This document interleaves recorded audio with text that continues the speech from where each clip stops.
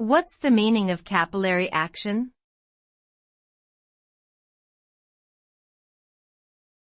Capillary action.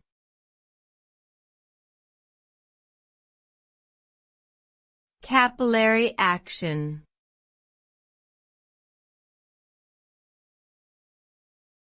Capillary action.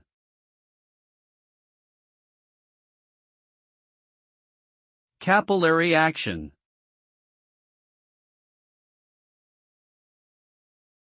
Capillary action refers to the ability of a liquid to flow within narrow spaces or tubes, against the force of gravity. The result is that the liquid rises up into the tubes, creating a meniscus at the surface.